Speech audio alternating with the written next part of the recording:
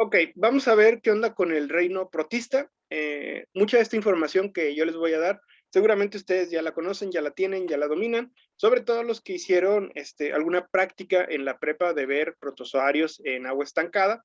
Algunos de ustedes también tomaron la materia de zoología con la maestra Maricruz y pues ella seguramente les explicó algo de esto, ¿no? Por eso no me voy a detener tanto, ¿no? Entonces, los protistas o protozoarios tienen dos características que los pueden distinguir. Son seres eucarióticos o eucariontes, es decir, tienen núcleo bien definido y un sistema de endomembranas, y todos ellos son unicelulares, ¿vale? Básicamente los podemos clasificar en dos grandes grupos, dependiendo del libro y del autor que vean. Uno de ellos son las algas microscópicas. Entonces, dentro de las algas, pues sabemos que todas ellas son fotosintéticas, es decir, tienen algún compuesto de clorofila o de algún pigmento accesorio que les permite de alguna manera realizar la fotosíntesis. Por lo tanto, son microorganismos autótrofos, son como plantas chiquitas, plantas miniatura, y pueden producir fotosintatos a partir de la luz solar. ¿Cuál es este fotosintato? El mismo de la fotosíntesis estándar, que es la glucosa. Entonces, dentro de las algas microscópicas, hay cuatro grandes grupos: las clorofícias, las rhodophysias, las geofísias y las crisofícias, que deben su nombre al color que tienen, sobre todo cuando crecen en abundancia, ¿no? Las clorofícias son verdes, las rhodophysias son rojas, las geofísias son cafés, y las crisofícias se les conoce también como las algas doradas, y también en algunos libros viene como algas amarillas. Todas ellas son muy, y perdónenme la palabra, muy pinches importantes, porque gracias a ellas ustedes y yo vivimos y respiramos. Las algas producen más del 70% del oxígeno que existe en el planeta y son responsables de por lo menos el 80% de la captura del dióxido de carbono que los seres humanos, las industrias, los volcanes y casi cualquier cosa que se queme produce. Entonces, si ahorita en este momento, Dios nos libre, quemásemos todos los árboles del mundo, el oxígeno no se acabaría. ¿Por qué? Porque las algas estarían ahí vivas, ¿no? Entonces, por eso es tan importante cuidar los océanos.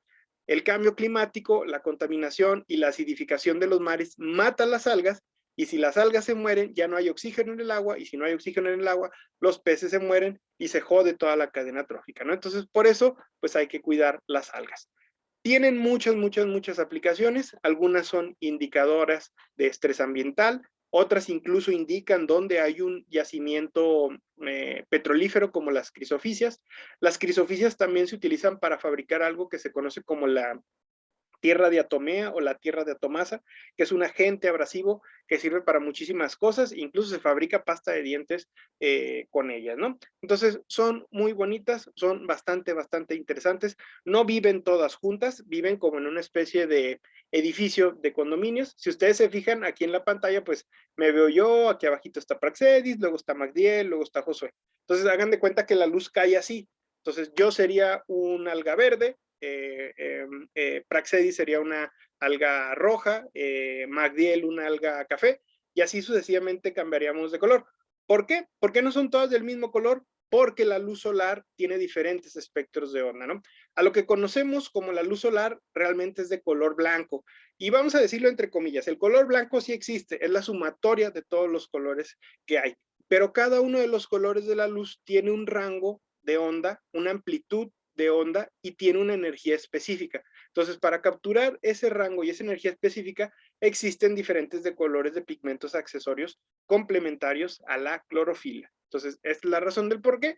La mayoría de las algas verdes son las que vemos que andan ahí flotando en la superficie del mar, pero eso no quiere decir que no haya algas debajo. Hay algas de otros colores abajo en la columna de agua, ¿vale? Entonces, esas fueron las algas, súper interesantes, ¿no?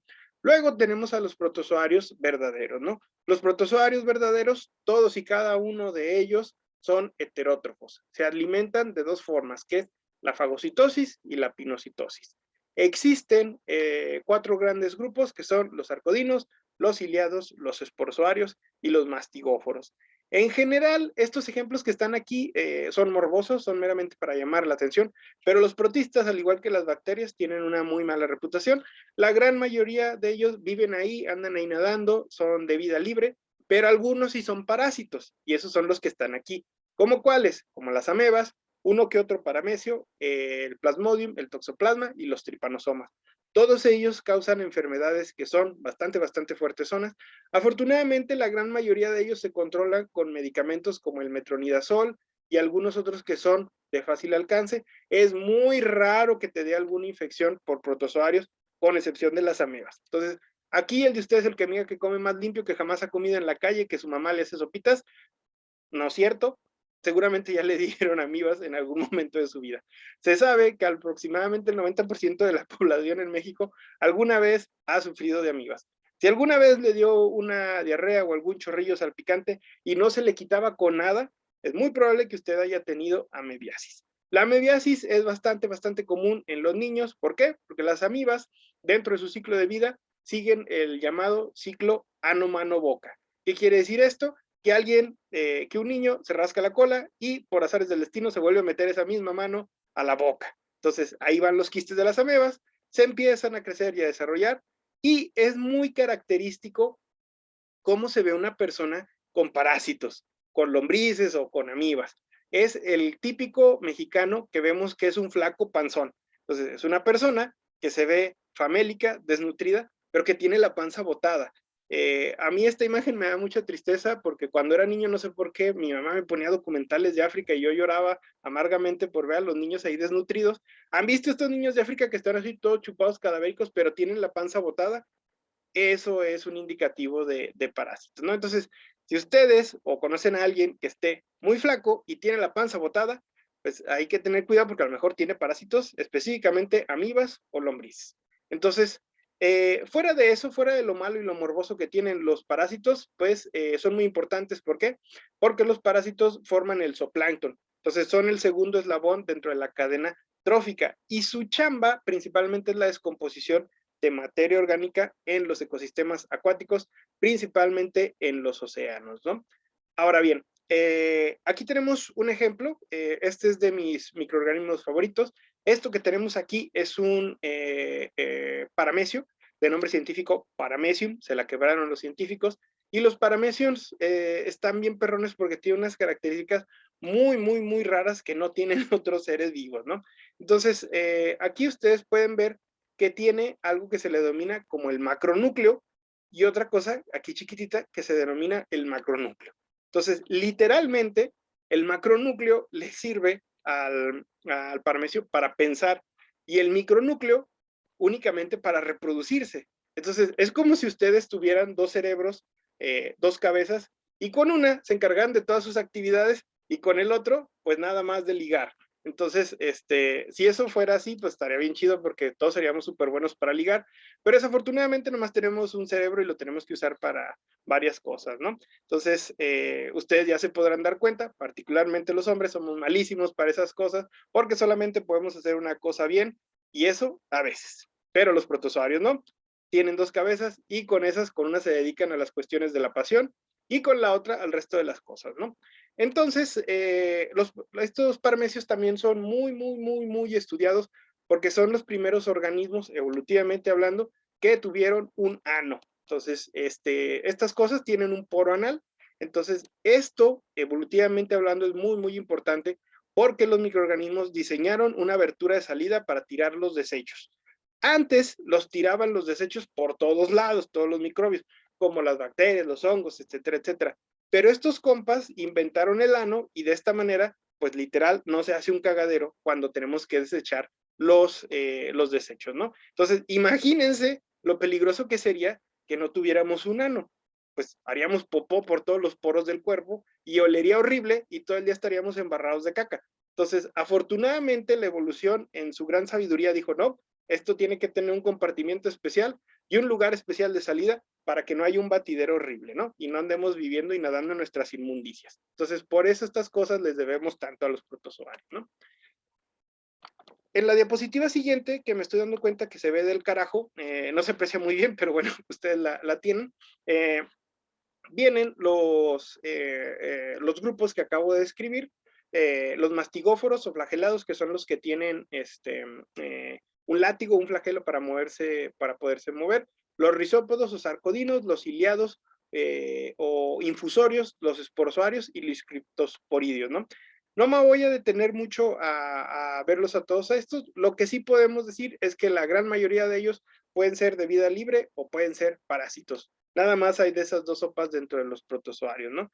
Luego les prometo pasarles esta tabla en alta resolución porque no sé por qué se vio muy fea, ¿no?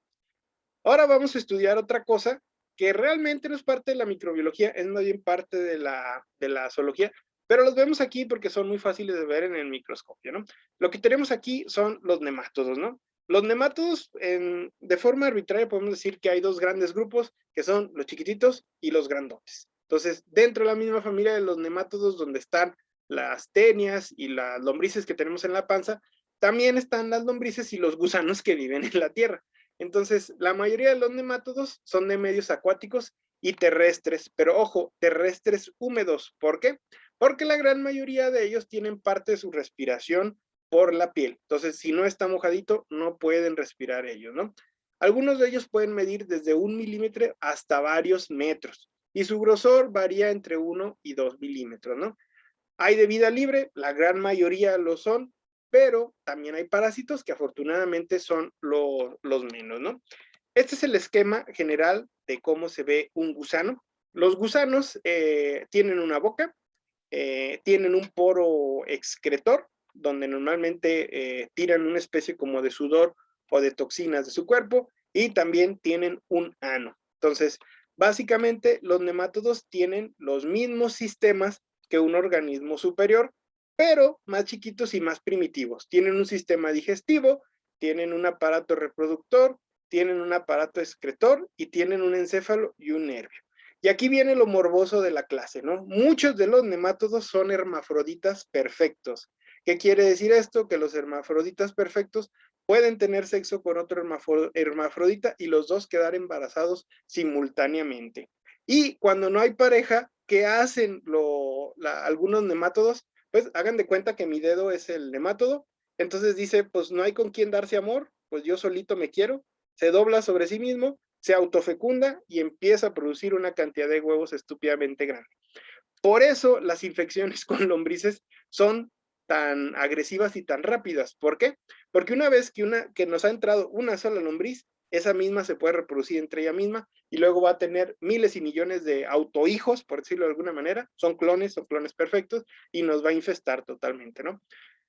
Afortunadamente, las regulaciones internacionales tienen normativas para los nemátodos y para los helmintos. Entonces, encima, en cualquier planta tratadora, hay un güey que está contando ahí los huevos del mito y si se pasa de cierto número, pues se cancela la producción y les echamos más cloro o les echamos cualquier otro químico para matarlos. Porque los huevos del mito son una cosa seria, ¿no? México es un país tercermundista y en vías de desarrollo, pero afortunadamente ya le estamos ganando la batalla a los nemátodos, ¿no? Y también los nemátodos siguen el ciclo, pues, ano, mano, boca, ¿sale? Curiosamente, los nemátodos son muy estudiados por su cerebro, porque tienen el cerebro más chico que existe en la naturaleza, y pues estudiar neurológicamente cómo es que ellos pueden pensar, pues de alguna manera ayuda al tratamiento de algunas enfermedades como el Alzheimer y el Parkinson, ¿no? Entonces, aquí viene la razón del por cual yo no estudio a los nemátodos, ¿no? La gente que estudia a los nemátodos está loca. ¿Por qué? Porque está bien pinches difícil de identificarlos. Entonces, lo que vemos aquí es la filogenia de algunos, nada más de algunos de los principales géneros que se han encontrado de nemátodos, ¿no? Entonces, aquí tenemos una microfotografía de algunos de ellos, ¿no? Aquí tenemos uno que se llama Teratorhabditis pelodera, otro que se llama Pelioditis, Rhabditela, Rhabditis, Ocellus y Cenorhabditis. Entonces, si yo lo veo hacia el microscopio, pues este güey se me hace idéntico a este otro, ¿no? Sí se ven algunas diferencias, pero está muy pinches difícil de ver. O sea, es muy difícil de verlo, ¿no? Entonces, si alguna vez vemos uno y ustedes me dicen que es Cenorhabditis, yo les pongo una estrellita en la frente y les digo muy bien, porque todos a mí se me hacen muy parecidos, ¿no? Entonces, lo que han hecho los científicos, como casi con todo, pues es más o menos dibujarlos y caracterizarlos, ¿no? Lo que sí se ha visto, pero esto es así como que con mucho cuidado, mucha delicadeza, se utilizan agujas de microinyección para, de alguna manera, picarles aquí en la cabecita, sin albur. Y lo que se ve es que algunos pueden, de alguna manera, este pequeño como labiecito, lo pueden mover. Entonces, los que lo pueden retraer son Cenorhabditis, los que no lo pueden retraer, que lo tienen así como tieso, son Ocellus, los que nada más lo mueven tantito son Rhabditis y así. Entonces, es muy, muy, muy difícil la identificación. Entonces, para no quebrársela, cuando vean estas cosas, quiere decir que el agua está cochina y no hay de otra. No se puede tomar y se tiene que tratar. Creo que la norma oficial mexicana permite 5 huevos del minto para agua tratada por litro. Entonces, realmente es muy poco. Afortunadamente, la mayoría de los huevos no son viables porque pues ya pasaron por un tratamiento químico, ¿no? Pero para no errarle, porque nadie se va a poner a ver a qué horas germina un huevo del minto, pues ese lote se tira a la basura y repetimos el procedimiento de purificación del agua, ¿no? Afortunadamente, como esos huevos están muy pesados, pues caen por sedimentación. Entonces, dentro de las plantas de tratamiento hay un sistema que se llama el sedimentador, que su chamba es esa, ¿no? Quitar sólidos y quitar huevos para que el agua salga más limpia, ¿no? Entonces, porque tampoco es que le podemos estar echando químicos y químicos al agua, ¿no? Entonces, pues afortunadamente son grandes esos huevitos y por gravedad los podemos eliminar, ¿no? Entonces, en el contexto científico, la utilidad de la fórmula binaria, que es la clasificación de los seres vivos, pues es muy, muy, muy, muy importante porque pues, nos permite identificar las cosas por el nombre que tienen. Y de esta manera, pues, unificar un concepto y que ese concepto sea igual aquí y en China, ¿no? Entonces, gracias a este sistema que instituyó, pues, Carlos Linneo, podemos identificar cualquier cosa y podemos nombrarla y denominarla. Entonces, el sueño guajiro de todo biólogo, pues es encontrar una nueva especie y ponerle tu nombre, ¿no? Desafortunadamente ya no se puede, antes sí se podía, ahora se hacen estudios moleculares. ¿Para qué? Pues para darle un nombre más parecido al de la familia que existe ese organismo, ¿no? Si ese organismo es completamente nuevo y nadie sabe nada de él y no tiene parientes, sí le puedes poner el nombre que se te hinche tu gana, ¿no? Porque tú lo descubriste y es tuyo, ¿no? Desafortunadamente, pues es muy raro que eso pase, ¿no?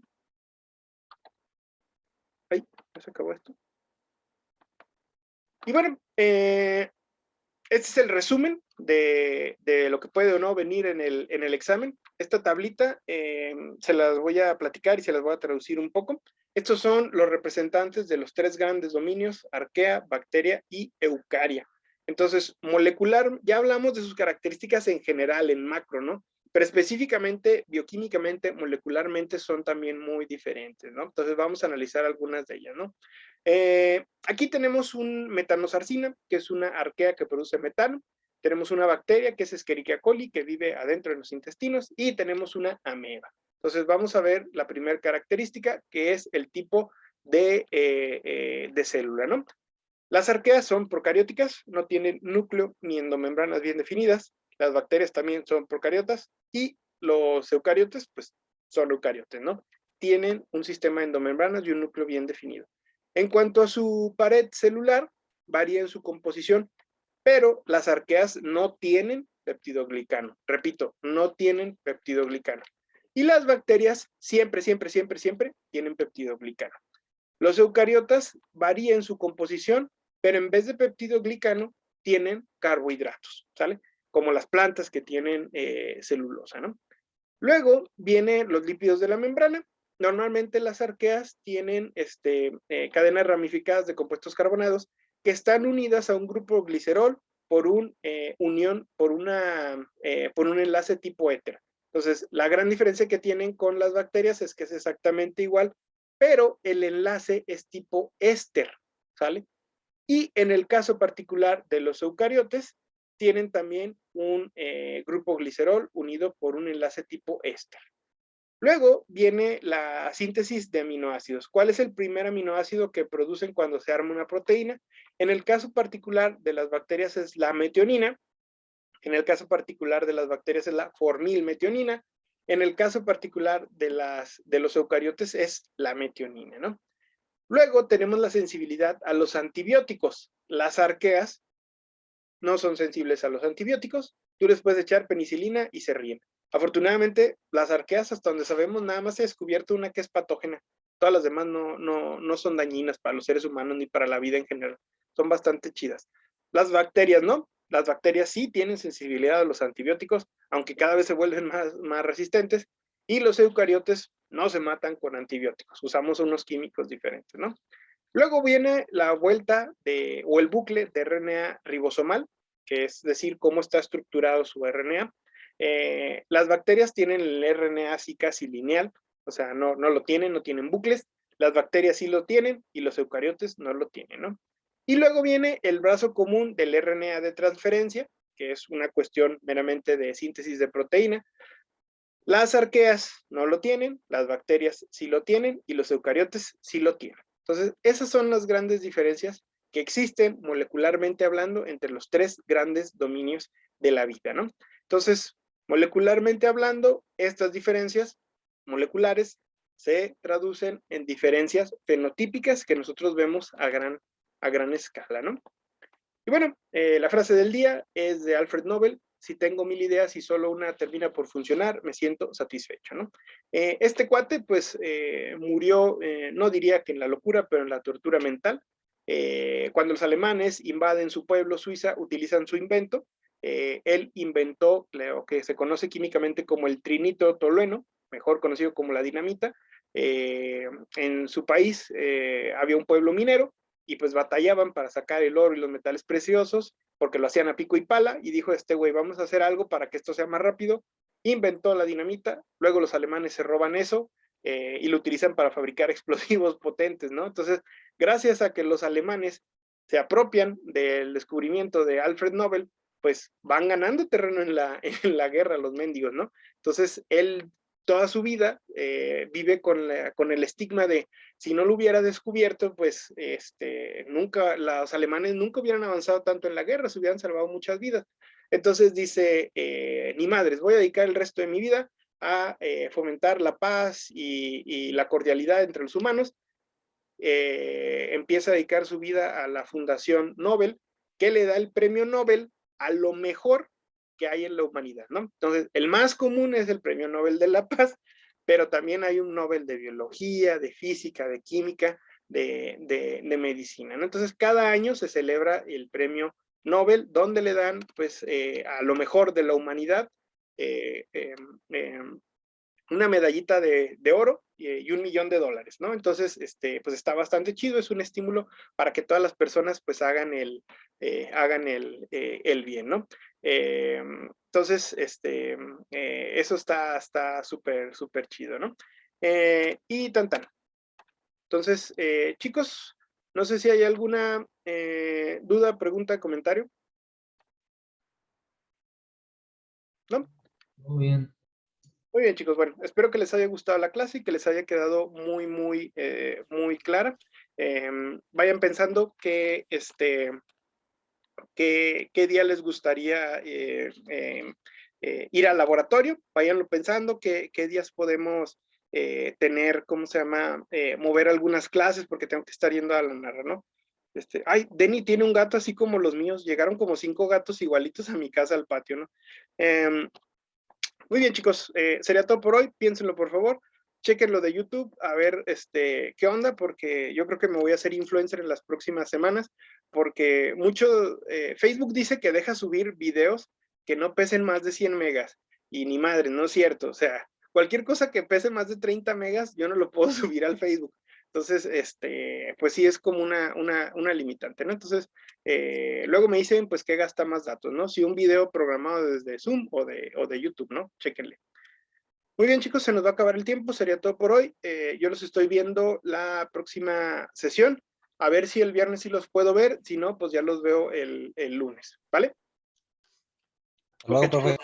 cuídense mucho, pórtense bien y nos estamos viendo próximamente. Bye, bye. Adiós.